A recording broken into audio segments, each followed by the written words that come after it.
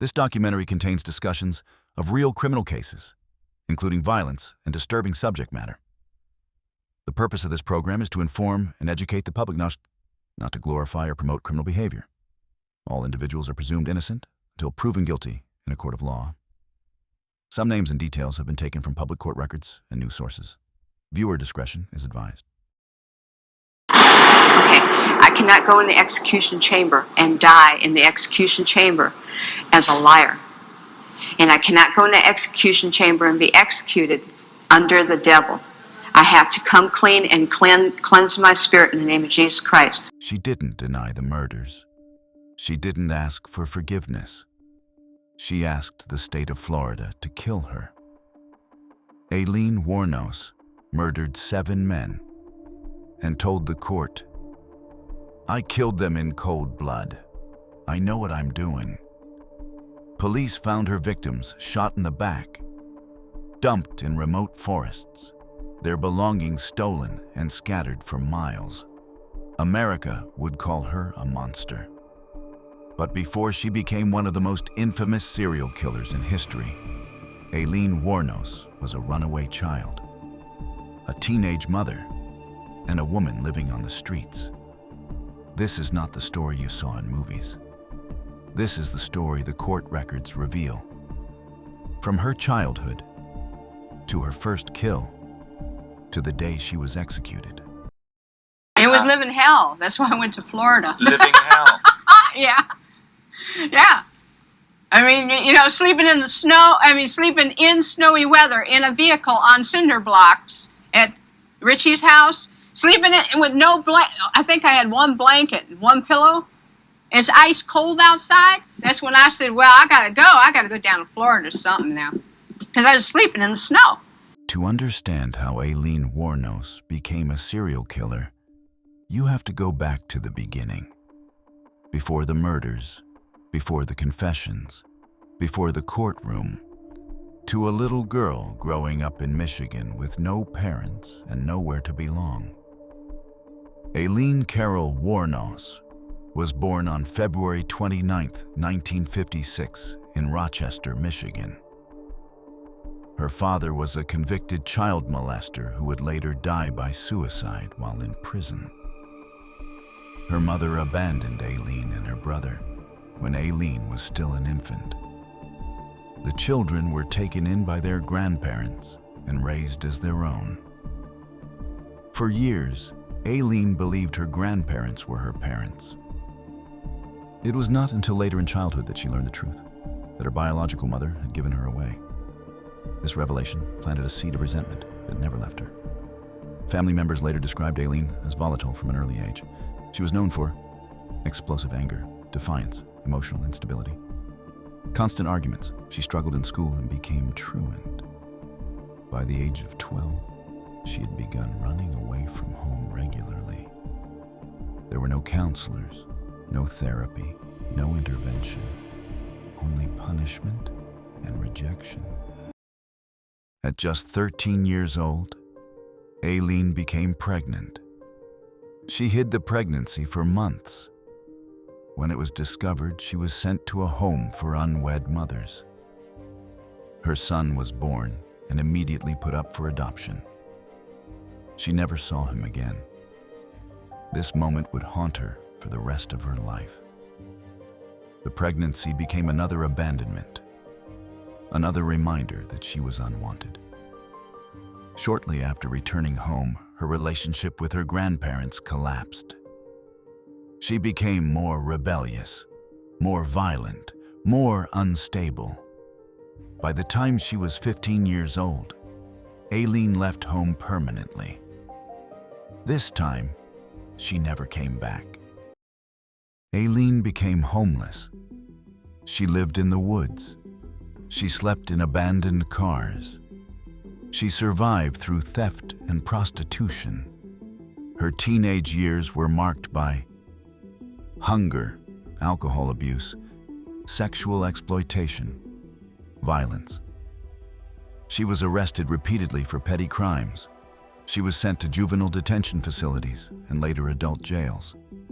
Each release put her back onto the streets. By her early 20s, Aileen had developed a pattern of behavior. Survive at all costs. Trust no one. Strike first. She learned that violence was power, and power meant survival.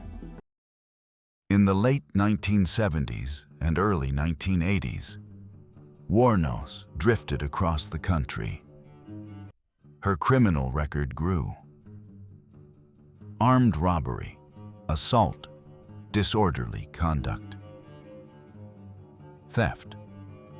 She married briefly, but the relationship quickly collapsed after she assaulted her husband with a cane. She returned to prostitution.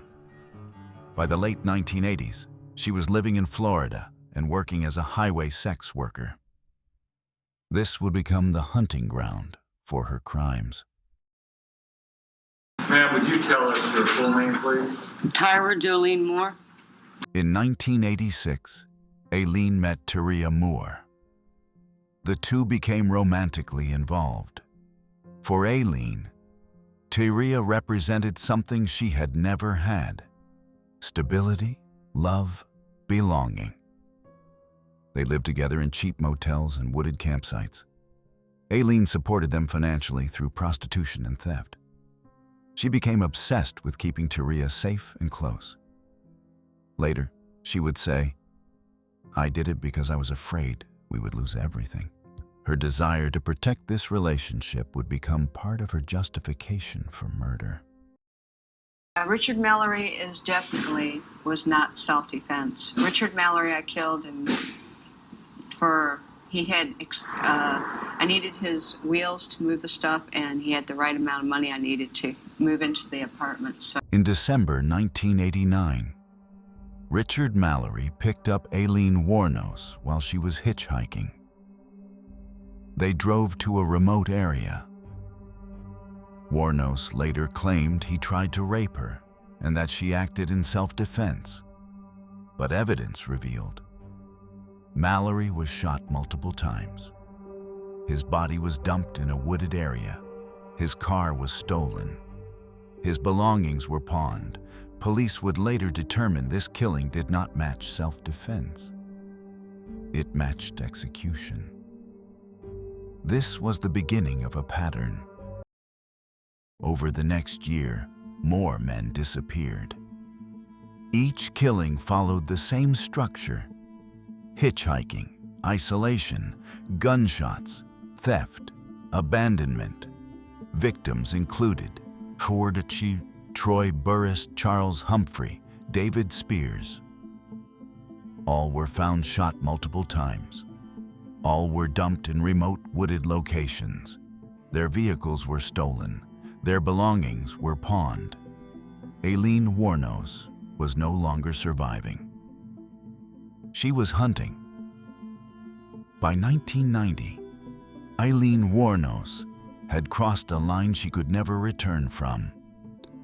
What began as a life of survival had become a routine of murder. The bodies were beginning to be discovered, and the police were closing in. Her confessions would soon shock the nation, and her name would enter history as America's most infamous female serial killer. everybody seems like they just care about the money. They don't care about me. Aileen Wuornos killed 7 people. She deserves to die. Who gives a darn? Let's make some money and forget about her. But that's not the point. I say it's this. The principle is self-defense. They say it's the number. I say it's the principle.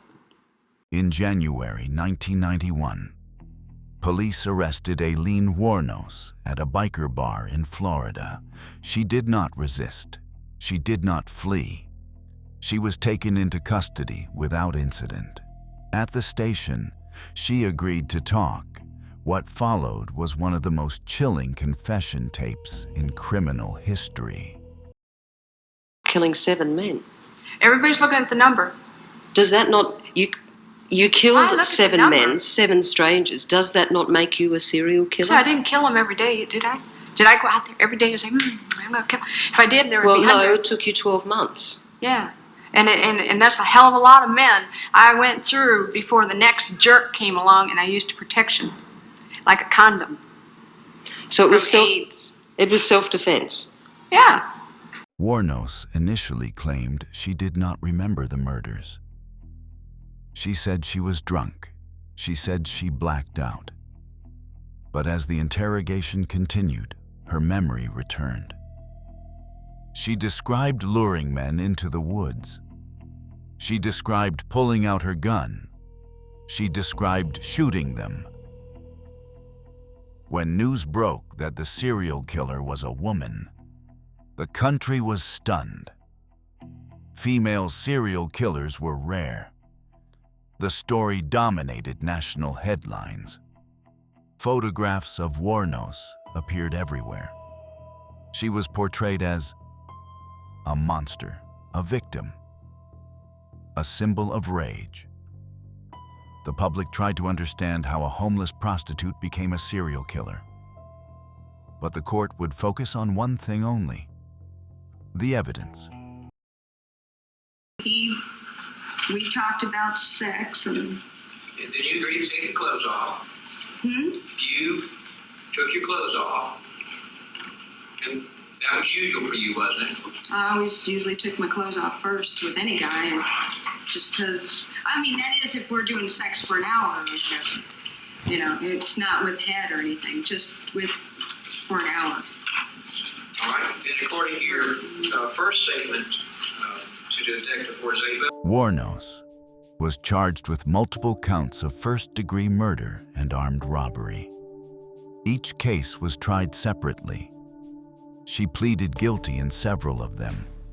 The courts ruled the killings were cold, calculated, premeditated. The jury rejected self-defense. The evidence was overwhelming. Case number 91-463, to death for the murder of Troy Burris. Case number 91-304, I sentence you to death for the murder of Charles Humphreys. Case number 91-112, Citrus County case number, I sentence you to death for the murder of David Spears. Thank you. And probably see, I'll be up in heaven while y'all are rotting in hell. The sentencing phase focused on aggravating and mitigating factors. The court found aggravating factors: cold, calculated, and premeditated murder, robbery, witness elimination, multiple victims, lack of remorse. Mitigating factors were considered: troubled childhood, mental illness, emotional disturbance. But the judge ruled they did not outweigh the brutality of the crimes. Wuornos was sentenced to death, again, and again, and again. One death sentence for each murder conviction. She became one of the few women in U.S. history sentenced to death for serial murder. I know I was raped, and you weren't nothing but a bunch of scum. Therefore, these proceedings are now Putting concluded. somebody who was raped to death. The courts had spoken. The sentences were final.